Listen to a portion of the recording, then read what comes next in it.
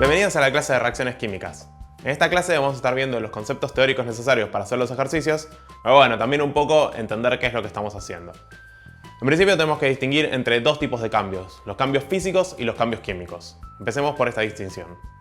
En un cambio físico, la sustancia puede cambiar entre distintos estados. Por ejemplo, el agua puede cambiar entre estado sólido, líquido o gaseoso.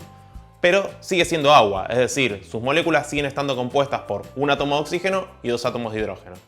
En cambio, en un cambio químico, lo que ocurre es que la sustancia cambia la forma en la cual está compuesta, es decir, pasa a ser otra sustancia diferente. Por ejemplo, en una combustión, por ejemplo cuando prenden una hornalla o una estufa, el gas metano que viene de la red reacciona con el oxígeno presente en el aire para dar como resultado dióxido de carbono y agua. Es decir, los átomos se desarmaron, o sea, la molécula se desarmó y los átomos se volvieron a reconstituir formando nuevas sustancias. Los reactivos, en este caso, eran el metano y el oxígeno. Y los productos son el dióxido de carbono y el agua, y son nuevas sustancias. Lo que ocurrió es una reacción química. A nosotros nos va a importar mucho este reordenamiento de átomos, por eso lo vamos a escribir de la siguiente manera. CH4 más 2O2, una flecha, CO2 más 2H2O. Esto es una ecuación química y lo que tenemos es que los reactivos escritos a la izquierda se convierten en los productos escritos a la derecha. Acá lo que tenemos que prestar atención es que además de los subíndices, que son los números chiquitos que acompañan a algunos átomos, vamos a tener unos números grandes que acompañan a algún reactivo y a algún producto. Este 2 que acompaña a los 2 y el 2 que acompaña al H2O son los coeficientes estequiométricos. Y en conjunto representan la proporción en la cual los reactivos se transforman en los productos. Vamos a ver que tanto CH4 como CO2 no tienen escrito ningún coeficiente estequiométrico. Eso lo que significa es que en realidad el coeficiente es 1, pero por convención el coeficiente 1 no se escribe. Para que quede más claro, imaginemos una receta de cocina. Por ejemplo, que queremos preparar un omelette. En este caso, si lo escribimos como una reacción química, vamos a tener que con 2 huevos y una taza de queso en hebras obtenemos 2 omelettes. En este caso, los números están representando los coeficientes estequiométricos, es decir, que nos indican en qué proporción tengo que mezclar los ingredientes o reactivos para obtener los productos. Ahora, esto obviamente es un ejemplo de cocina, pero se entiende muy bien cómo trabaja esto de los coeficientes estequiométricos y la proporción. Bien. Ahora, las reacciones químicas en general nosotros las vamos a representar con reacciones genéricas o reacciones con las sustancias explícitas. Pero cuando lo hagamos de forma genérica, lo vamos a escribir de esta manera, donde las letras minúsculas representan los coeficientes estequiométricos y las letras mayúsculas representan las sustancias con las cuales vamos a estar trabajando en esta reacción en particular. Muy bien, ya conocen algunos compuestos químicos, ahora vamos a ver con qué tipo de reacciones químicas nos podemos encontrar caminando por la vida. Ejemplos de eso son la síntesis, la descomposición, la combustión, la precipitación, las reacciones ácido-base y las reacciones redox. Empecemos por ver qué pasa con las reacciones de síntesis. Las reacciones de síntesis son aquellas en las cuales dos o más reactivos se combinan para dar un único producto. Por ejemplo, el hidrógeno reacciona con el oxígeno para dar como único producto el agua. Distinta es la descomposición, que en contraposición lo que ocurre es que tenemos un único reactivo que al reaccionar da como producto dos o más sustancias. Por ejemplo, el clorato de potasio se descompone en cloruro de potasio y oxígeno. También tenemos la combustión. La combustión ya la vimos y puede ser, por ejemplo, con el gas que viene de la red o con etanol, es decir, alcohol etílico, que combustiona con el oxígeno del aire para dar como producto dióxido de carbono y agua en el caso de la combustión completa, o monóxido de carbono en el caso de la combustión incompleta, que es esa por la cual hay que tener cuidado con las estufas en las casas. La reacción de precipitación es una reacción particularmente interesante de ver. En esta clase de reacciones, dos reactivos solubles se combinan para dar como producto una sustancia insoluble. Por ejemplo, para la reacción que vemos en pantalla, el nitrato de plata es en solución un líquido transparente. El cloruro de sodio en solución es básicamente agua con sal, así que también es un líquido transparente.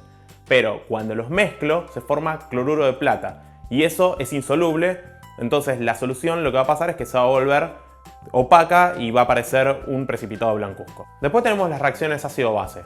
Este tipo de reacciones son tan importantes que van a tener toda una unidad para estudiarlas. En este tipo de reacciones lo que vamos a tener es un ácido, que es una sustancia que cede un protón, y una base, que es una sustancia que acepta ese protón. Por ahora no necesitan saber mucho más sobre este tipo de reacciones. Después vamos a tener las reacciones redox o de óxido-reducción, que son aquellas en las cuales las sustancias cambian su estado de oxidación durante la reacción. Este cambio en el estado de oxidación ocurre con la transferencia de electrones de una de las sustancias a otra de las sustancias. Vamos a tomarnos un rato para estudiar este tipo de reacciones. Para poder avanzar con el estudio de las reacciones redox, va a ser necesario que repasen, no van a tener mucha opción, este asunto de asignar los estados de oxidación de las sustancias. Empecemos practicando con este ejemplo que aparece en pantalla. Acá vamos a ver que tenemos entre los reactivos al zinc, que como está combinado consigo mismo, es decir, está en estado elemental, su estado de oxidación es 0. Luego tenemos el ácido clorhídrico, en el cual el hidrógeno está en estado de oxidación +1, que es lo más común, y el cloro está en estado de oxidación -1. Juntos se compensan y queda la sustancia eléctricamente neutra. Después, del lado de los productos, tenemos el cloruro de zinc, en el cual el zinc trabaja con estado de oxidación +2 y el cloro trabaja con estado de oxidación -1. Fíjense que acá tenemos dos átomos de cloro, entonces los dos átomos con estado de oxidación -1 compensan al estado de oxidación +2 del zinc. Y finalmente tenemos al hidrógeno, que tiene estado de oxidación 0 porque está en estado elemental, así que está combinado esencialmente consigo mismo. Entonces, recapitulando, lo que tenemos es que el hidrógeno pasa de estado de oxidación +1 en los reactivos a estado de oxidación 0 en los productos. Por lo tanto, el estado de oxidación se redujo y decimos que la especie química se redujo. Por otro lado, tenemos que el zinc pasa de estado de oxidación 0 en los reactivos a +2 en los productos. En este caso, el estado de oxidación aumentó. Por eso decimos que la sustancia se oxidó.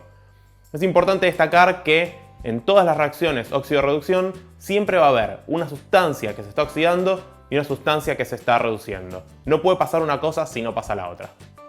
Muy bien, ya sabemos entonces reconocer cuál es el elemento que se oxida y cuál es el elemento que se reduce. Nos falta reconocer dos cosas más, que son el agente oxidante y el agente reductor. Tanto el agente oxidante como el agente reductor son reactivos, por lo tanto los voy a tener que buscar entre los reactivos. El agente oxidante es la sustancia que genera la oxidación de otra. En este caso, quien se oxida es el zinc, que pasa de 0 a +2. Entonces, el oxidante es el ácido clorhídrico. Es decir, el ácido clorhídrico oxida al zinc. Por otro lado, el agente reductor es el agente que genera la reducción de otro. Acá el que se reduce es el hidrógeno. Por lo tanto, quien lo reduce es el zinc. Es decir, el zinc generó la reducción del hidrógeno. Ya lo sé, es un trabalenguas. Y seguramente vayan a tener que pasar esta parte del video unas cuantas veces y está perfecto. Pero bueno, en resumen, lo que tenemos es que el hidrógeno pasó de estado de oxidación +1 a 0. Y es el elemento que se reduce. El zinc pasó de estado de oxidación 0 a +2 y es el elemento que se oxida. Después, el ácido clorhídrico es el agente oxidante y el zinc es el agente reductor. Hay que tener en cuenta que cuando hablamos del elemento que se reduce, estamos hablando específicamente del elemento, en este caso el hidrógeno. En cambio, cuando decimos el agente oxidante, estamos hablando del ácido clorhídrico, que es la sustancia que contiene al elemento que se reduce. Después tenemos el zinc, que pasa de estado de oxidación 0 a +2, es el elemento que se oxida y coincide con el agente reductor, que también es el zinc. Pero esto pasa en este caso nada más, porque el zinc está en estado elemental. Esto no tiene por qué pasar de forma general. Solamente ocurre con esta reacción en la cual el zinc está combinado solamente consigo mismo. Con eso es suficiente de teoría general. Por supuesto que faltan ampliar algunos temas, pero bueno, pueden ir empezando a hacer algunos ejercicios y después nos vemos en los siguientes videos para ver el resto de los temas teóricos de la unidad. Hasta entonces.